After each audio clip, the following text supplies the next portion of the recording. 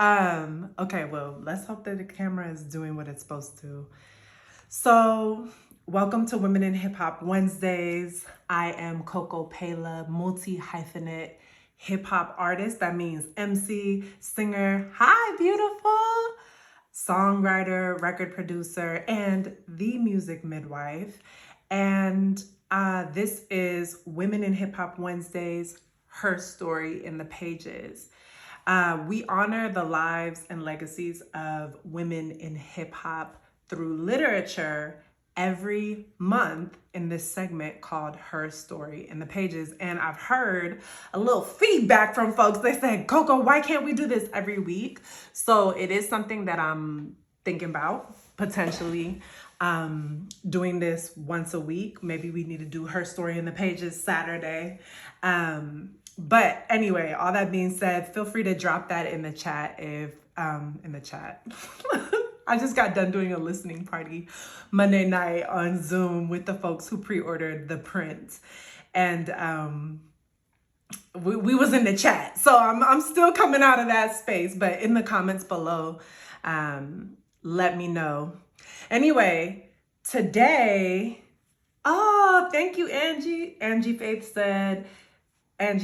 Music said this is so cool.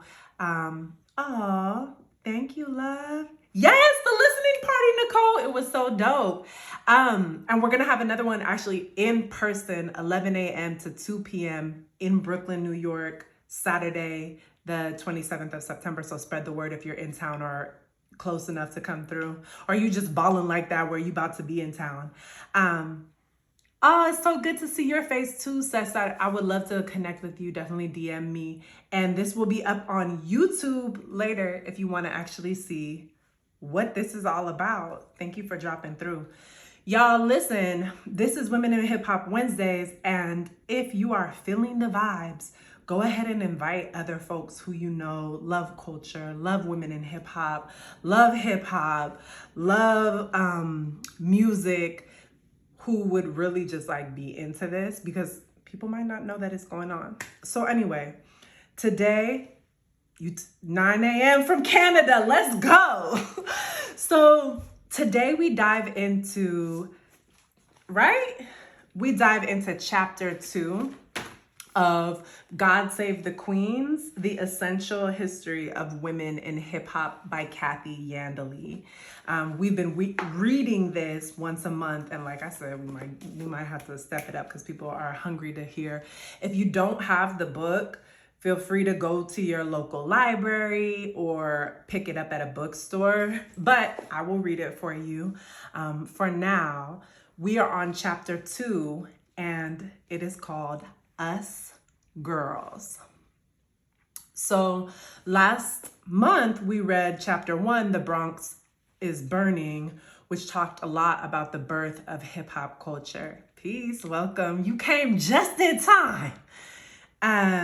Let's see. Boop-de boop-de boop.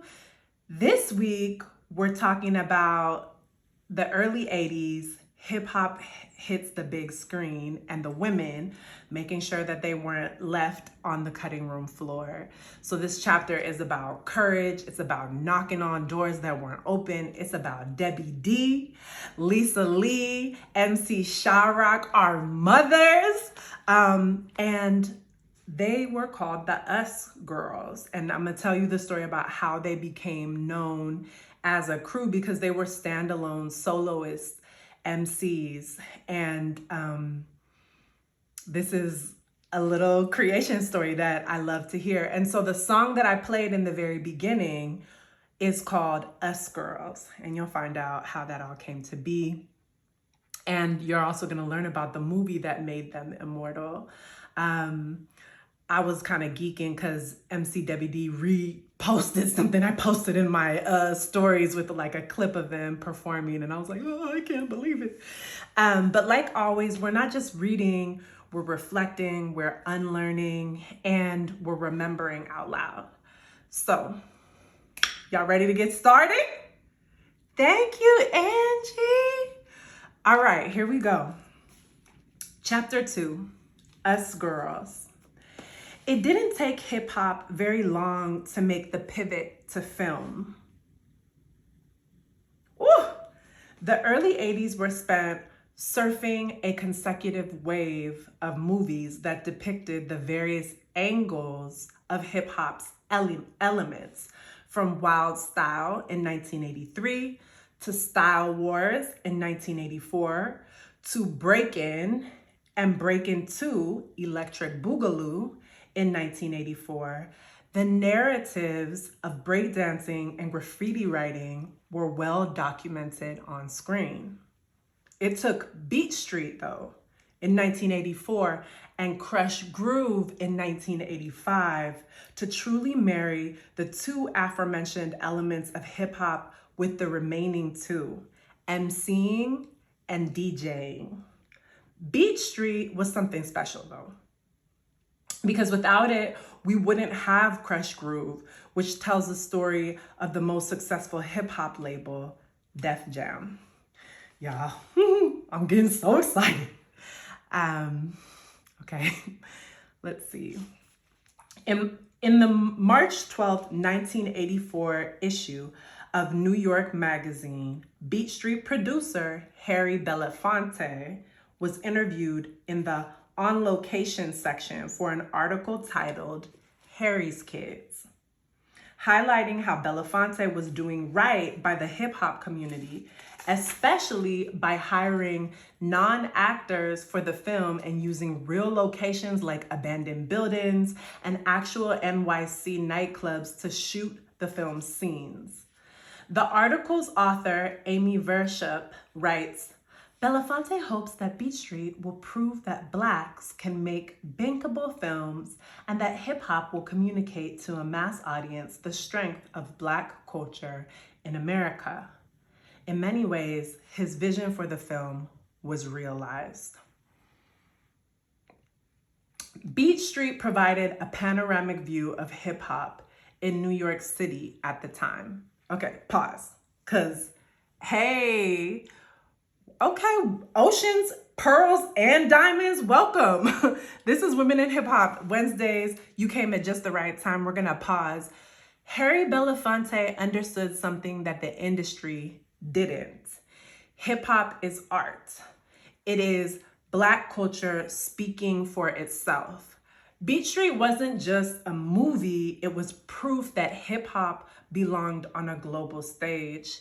And Hollywood came to the Bronx. Hollywood came to New York City. It wasn't the other way around. And we know that Hollywood has a lot of pull and a lot of weight to throw around, but this was really different because it's not like they flew out to LA and created a Bronx City nightclub or Bronx abandoned warehouse set to look like they were in the middle of hip hop culture. He really connected with the young people creating the culture and was like, all right, let's build this movie around y'all and what's really going on. Oh, I get so excited. Okay. Beat Street provided a panoramic view of hip hop in New York City at the time, and more specifically of its birthplace, the South Bronx. The lead character, Kenny Double K Kirkland, is both an MC and a DJ, which was really, which was more common back then than it is now for someone to MC and DJ. But anyway, I digress. With a brother named Lee, who is a b-boy. His best friend Ramon writes graffiti, and Carly is Kenny's manager promoter. I'm sorry, I said Carly. Charlie. Charlie's character was a foreshadowing of what many both hoped and feared hip hop was becoming, a business. The film grossed, are you ready? Drum roll, please. Remember, this is in the mid-1980s. The film grossed $16,595,791. This was domestically, and $5,218,040 its first week alone. Internationally. Give me a sec. I want to make sure I don't look right. It was a super big, um,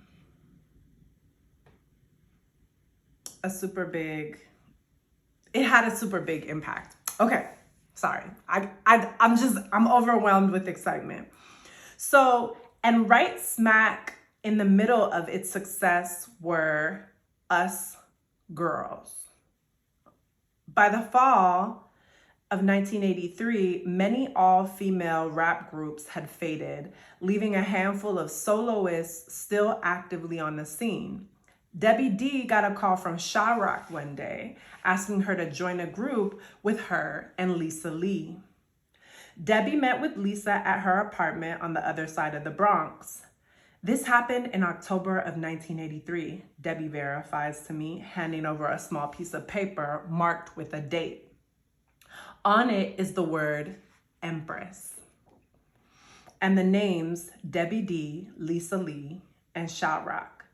I think Lisa came up with that name, she says, though they wouldn't be Empress for very long. Word got out to the hip-hop community that Harry Belafonte was producing Beat Street.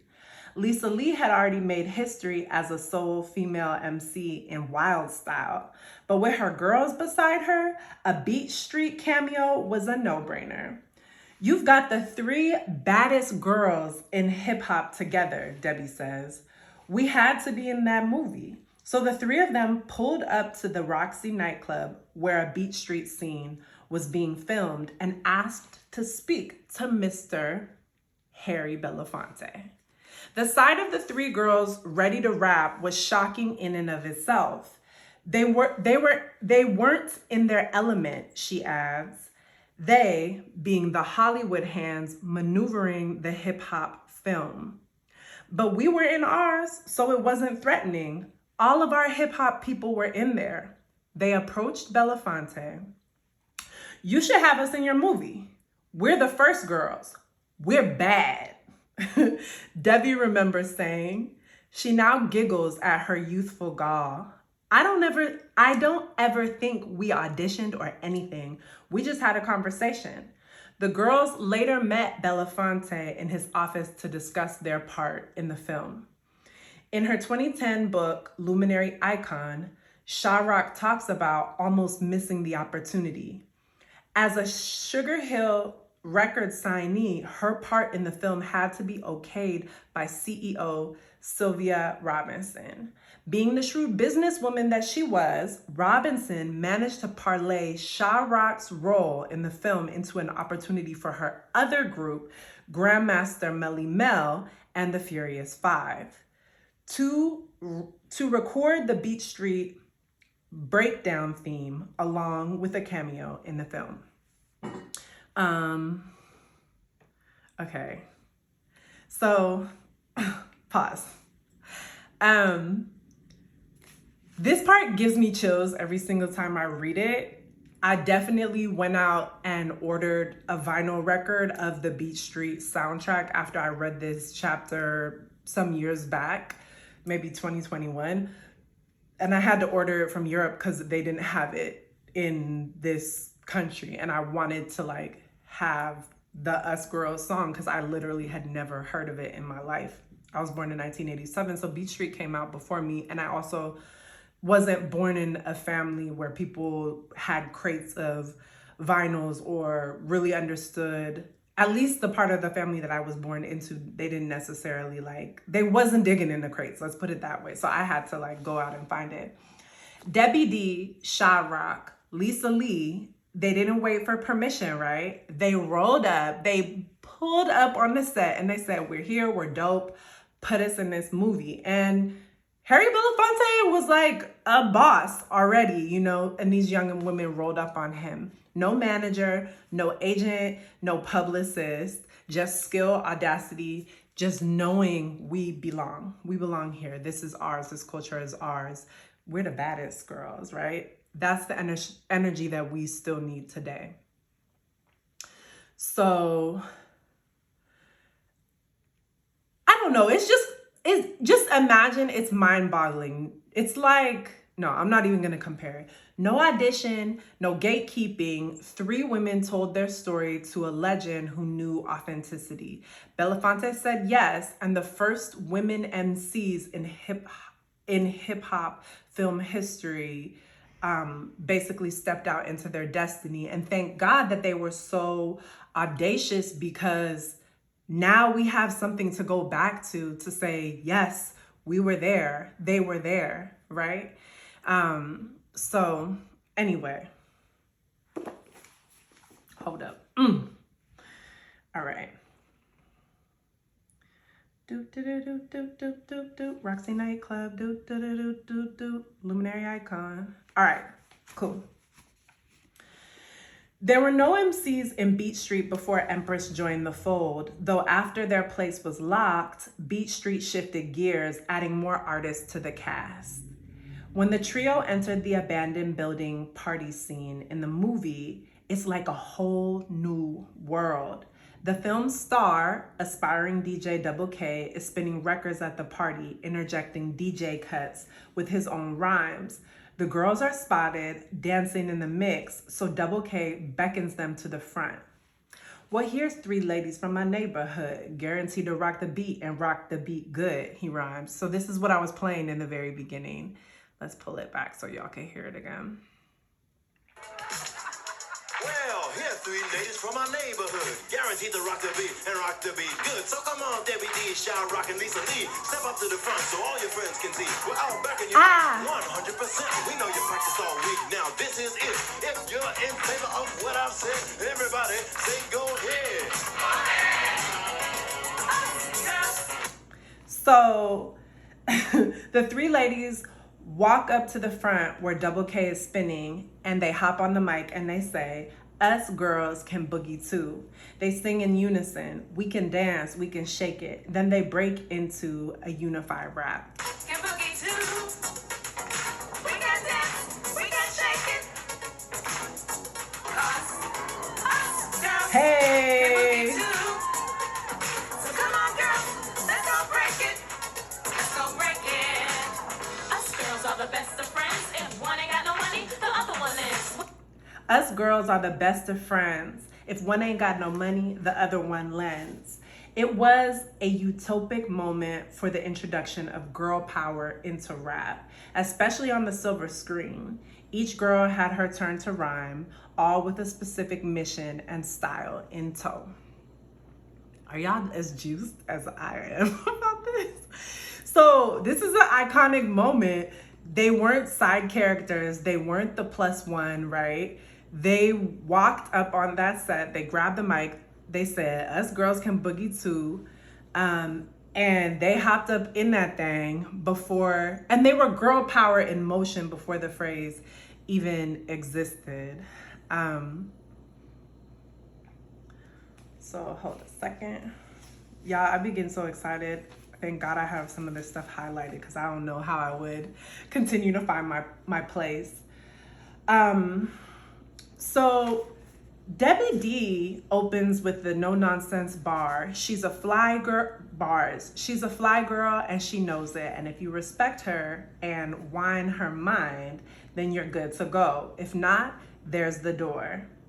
Sha-Rock will leave a guy with his back soaking wet. It's pretty obvious what she's referring to. And then comes Lisa Lee wooing the fellas with how good she'll treat them and how she's looking for love. 3 years later, LL Cool J would release I Need Love, with a coincidentally similar message directed toward the ladies and a vaguely similar rhyming pattern. At the time, the girls were still known as Empress, but their song became their signature during the filming of the movie. Everyone kept saying, "Where the us girls at? Where the us girls at?" Debbie says. So that's how we became Us Girls.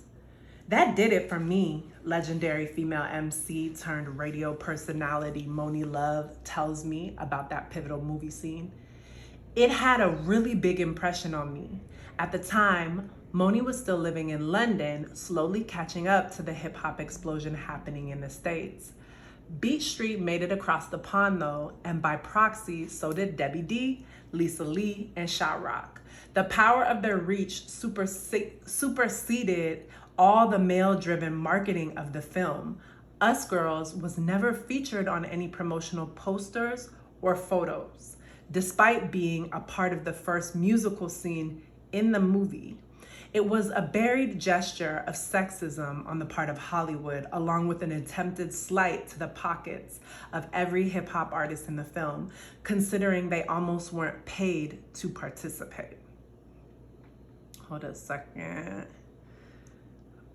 Y'all, it gets so juicy. Debbie was working as a legal secretary in Rockefeller Center during the filming of Beat Street. When she asked her boss for time off, explaining that she was a rapper appearing in an upcoming film, her boss requested to speak with Harry Belafonte to verify the request. I'm thinking, for what? Debbie says.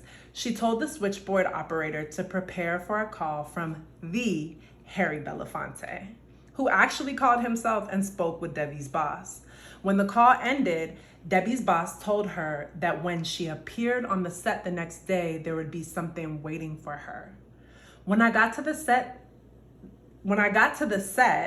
they say, "Who is Deborah Hooper?" I'm like, oh God, because they didn't say who is Debbie D. They're using my government name. So they said, "Fill this out." It was a paper to sign up for the Screen Actors Guild. And it was the paper to sign up for publishing through EMI. Because of that, we still get paid to this day. For the rest of my life, even when I'm gone, everywhere that movie plays around the world, we get paid. Hollywood tried to erase them. Hollywood left them off the posters and also almost didn't pay them. When I went to prepare for this segment earlier this week, and I wanted to tag this song on Instagram so that people could learn about the song, hear the song, it doesn't pop up. The only song from the Beat Street soundtrack that does pop up in Instagram is Grandmaster Melly Mel and the Furious Five. So, pause. This is the way that sexism works systemically, right? They were there. They were the ones that opened the door. They kicked the door down. They said, we should be here too. The film initially wasn't really going to have MCs like that. Grandmaster Melly Mel and his crew end up getting on the soundtrack and in the movie because Sha-Rock was managed by the same person who managed Grandmaster Melly Mel and his crew. But Grandmaster Melly Mel and his crew are the only ones that you actually, like when you're trying to share, for example, on social media, can be found. So this is the way that erasure works. And even some, if you know that there's like, I don't have it on me, but if you know that there's a CD, there's a cassette, there's a DVD, there's a record that lists all the songs on the soundtrack, then you know you're like, wait, where's that visual? But I had to dig deep to even find that visual, right? Because when you first look up, oftentimes you'll see the front cover of the movie and it'll mention Grandmaster Melly Mel. So Debbie D made sure that they got Screen Actors Guild cards, residual checks, and publishing rights. That's legacy, that's business. Hip hop women don't just shine, they eat. And when they eat, everyone else eats. So we're almost done, okay? And in a moment, I want to hear from y'all. Okay, give me a second. Boop, boop, boop, boop, boop, boop, boop, boop, boop, boop, boop, boop. Us girls even get a bonus. We're paid twice because we sang in the movie and we're in the movie, Debbie adds.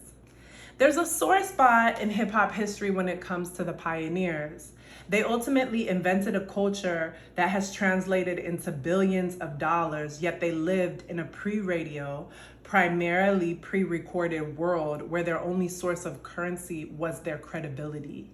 Thanks to Debbie D, everyone who starred in Beat Street has the luxury of receiving a residual check. Unlike those who did the graffiti-inspired film Wild Style, which gave its performers a few $100 and sent them all on their merry way. Beat Street led to many opportunities, especially for the newly christened Us Girls, who toured overseas with their film notoriety and even won awards, like the one Debbie D mentions to me, an award for Best Female Hip Hop Group, presented to the group by Harlem's 369th Armory in the early 1984. That night, a young teenage girl with braces approached Debbie D and voiced her admiration for Us Girls in what Debbie D describes as a squeaky voice. Her name was Shantae. Cliffhanger! Okay, enough of my nerdiness. I'm gonna cry. So let's breathe. That was a lot. I wanna hear from y'all. What does the courage of Us Girls, aka Empress, aka MC Debbie D, MC Lisa Lee, and MC Sha-Rock teach us about taking up space? Right, Angie? Girl, I know I got all red and puffy right now. It's so inspiring, says Angie Faith Music. Yeah.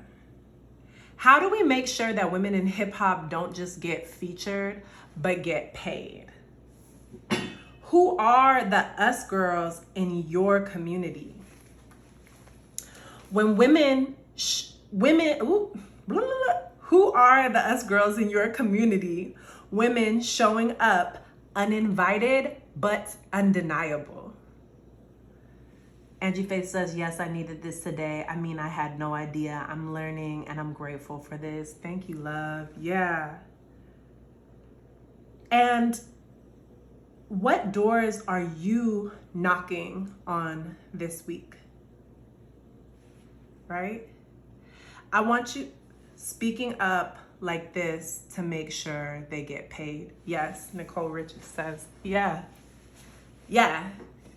And it's incredible too, because there are actually statistics. I haven't pulled them together just yet, but I know that there are statistics that when women and girls get resourced first, the community always rises. Everyone always benefits, because women and girls from the time that we're small get taught about sharing and spreading resources and about ensuring the survival of future generations. And so it's interesting, because I'm curious, would Debbie D, Lisa Lee, and MC Sha-Rock have gotten residual checks and Screen Actors Guild cards if it was the other way around, if the brothers had been invited to the movie first? And this is no shade on the brothers, but it's just important for us to notice how important it is to resource women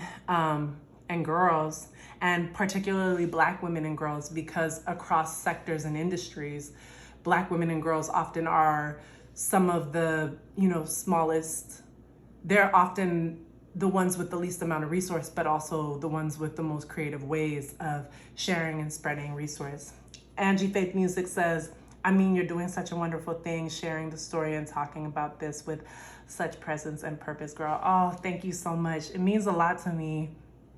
And I think also for me as a Black woman and a hip hop head and an MC and musician, it did actually take a lot for me to decide to do this. I've always loved and nerded out over hip hop. I've had this book and many others for a long time, and watched documentaries and listened to music and been in the community and in the culture for a long, long time. But we all have to face our own. Nicole, what was it we were talking about this morning? I always forget what it's called, but it's like one of the Peace Royal Hustler Company. What is it called? Nicole, come on, drop it in the comments. What is it? Anyway, she'll drop it in the comments, but I had to face my own insecurities to say, I've been writing rhymes since imposter syndrome. Women really struggle with imposter syndrome, right? And that's why one of the reasons why chapter 2, Us Girls in God Save the Queens, the essential history of women in hip hop, is such a dope chapter that Kathy Iandoli writes, because this is a moment where you see these young women in hip hop knowing who they are, knowing their significance, knowing that this is, even though they have these Hollywood folks in the spot, you know, recording this hip hop film, B Street, they know that like this is our turf and we belong here and we deserve to be seen and we add to this.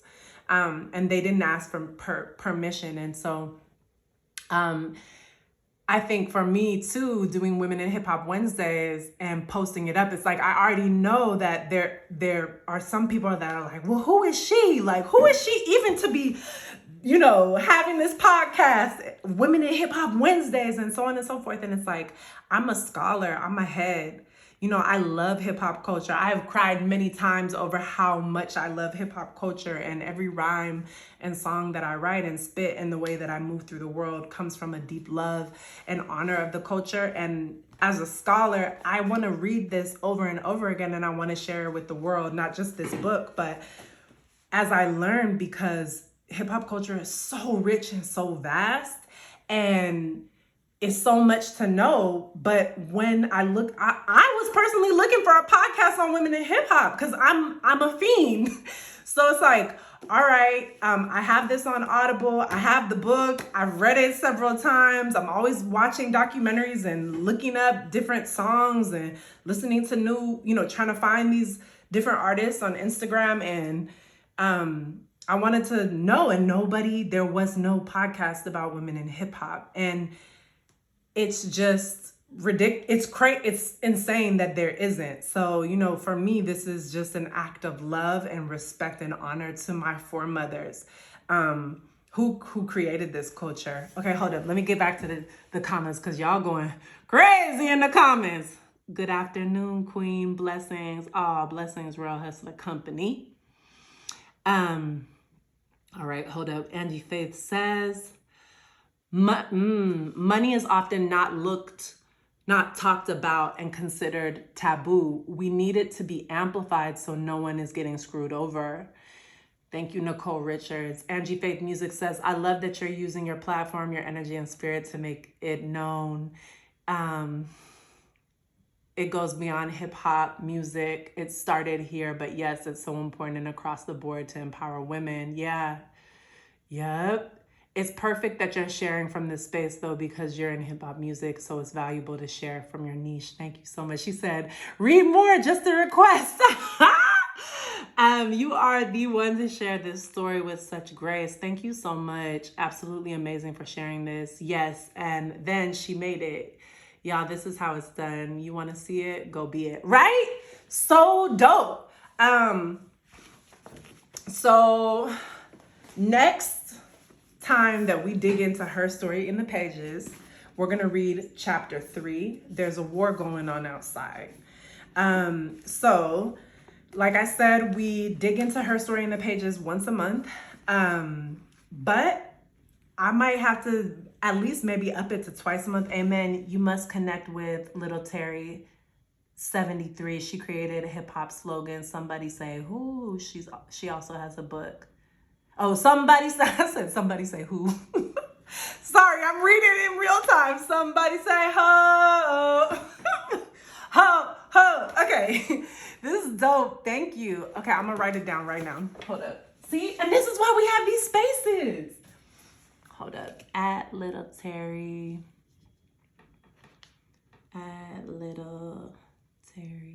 73. All right. I'm going to look up her book. Thank you so much, Royal Hustlers Company. Somebody say, ha. I'm hella mad. I said, somebody say, woo. All right. So, Angie Faith Music says, I will be coming back next Wednesday. Please do it weekly. No worries, says Royal Hustlers Company. Royal Hustler Company. Let me get it right.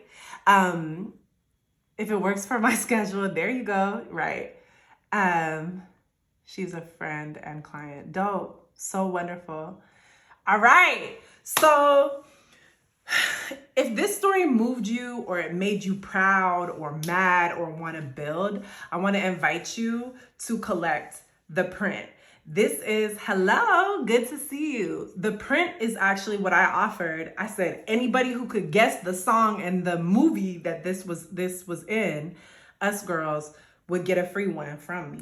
But nobody guessed it. Okay. Last time I had we was playing Rapping and Rocking the House. Nobody guessed it. I'm like, come on, y'all better come ready. But the print is not just merch.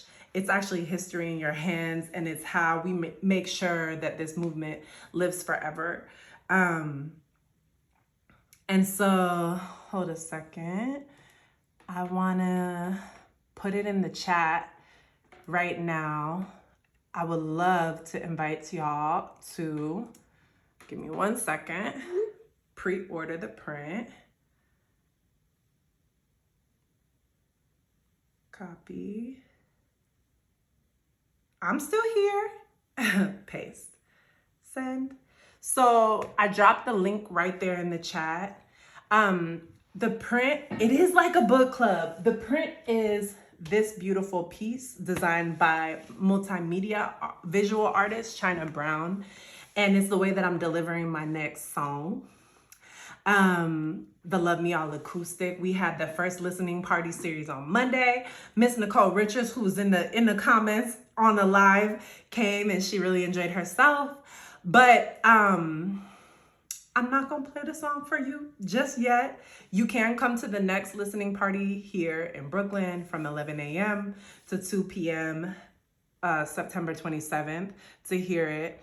But the print is my way to rebuke the way that women in hip hop and Black women in the music industry have been exploited and taken advantage of. I dropped many songs, including my last studio album, and made it available on streaming platforms, and it's streaming literally across the world. We looked at where it's streaming the most, and it's streaming mostly outside of the US, although a lot in the US. But I say that to say, we're doing it different. We're doing it to honor those who came before us, those coming up, and to say, yes, the music industry is messed up.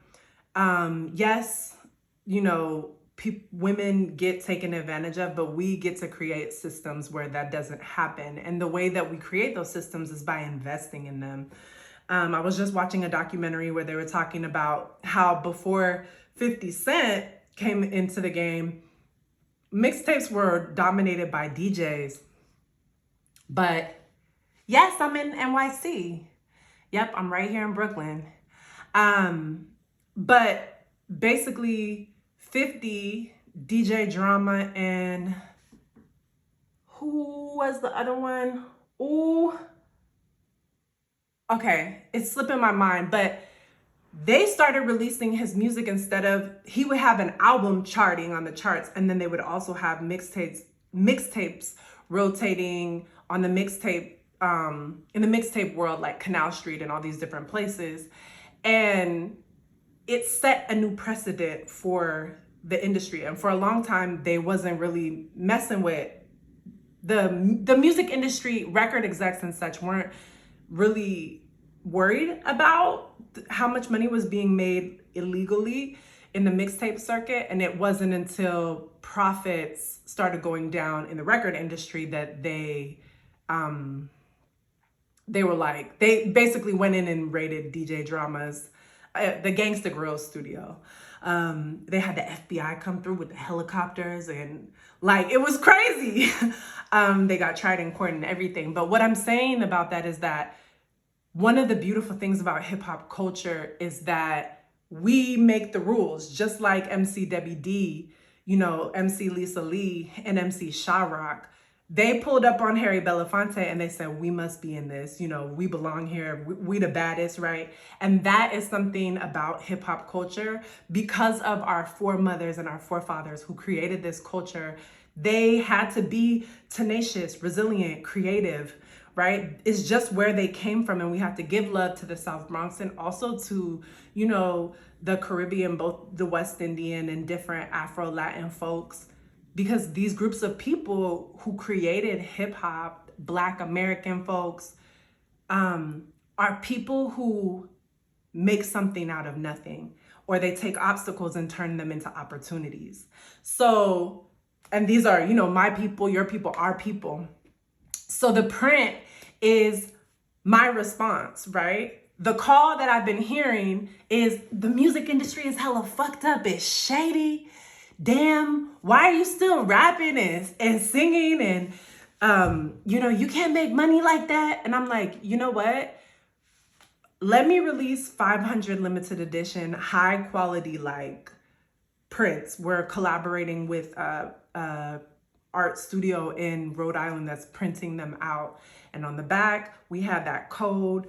You download the song and they're hand numbered and you keep them forever, ever. So hold a second. Oh, what's up? Okay, hold up. Let me paste again. So again, I dropped the link to the print in the chat. We are having another listening party here in Brooklyn on the 27th. I will officially announce tomorrow where you can go to get the tickets to the party. But basically, if you buy a print, you automatically get general admission to the next listening party, plus, of course, the song. So make sure you tap that thing. What's that Rich Journey? What's up, DJ? I feel like it's Sharif. Am I right?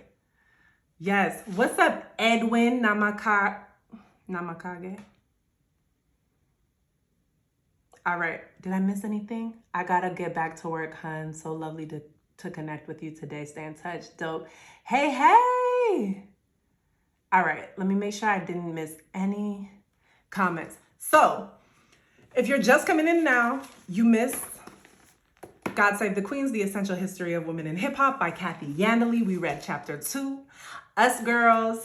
It talked about Beat Street and about MC Debbie D, Lisa Lee, and Sha-Rock storming the set and saying, we need to be in this movie, negotiating so that they could get Screen Actors Guild cards and residual checks. And because of that, Grandmaster Melly Mel and his squad and all the artists who appeared in Beat Street to this day get residual checks, which is different. For example, those in Wild Style did not get that. And we just talk about their epic, iconic cameo. And we just talked about the print. So make sure, hold up, Rich Journey, let me drop it for you. Make sure you collect the print. 15 prints have already been collected. There are only 500. We're not gonna redo it. Let me see, what else do I wanna know? Thank you for joining Herstory in the Pages. Shout out to Kathy Iandoli. Shout out to MC WD. Shout out to MC Lisa Lee. Shout out to MC Sha-Rock. Shout out to y'all for joining me here today. We will be back. Some people are requesting that I do this every single week. I do Women in Hip Hop Wednesdays every Wednesday from 12 to 1 Eastern, from 9 to 10 Pacific in the US. But people are asking for this read aloud to happen once a week. So let me see what I could do, what I could figure out. Maybe we'll have Women in Hip Hop Wednesdays every Wednesday, and then we'll like add a block, or maybe we'll pick a different day during the week to read through this book so we could get scooting. But we will be back for Women in Hip Hop Wednesdays, same time, same fire. Until then, keep building, keep rhyming, keep remembering. And I love y'all, for real, for real. Hip hop is a conversation. So what the fuck is you saying? What are you saying? What is your call? What is your response? What are you contributing? How do you see the world? What do you know? What do you love? What do you want to see grow? I'll see y'all next week. Yes, salute to the queens for real. Peace.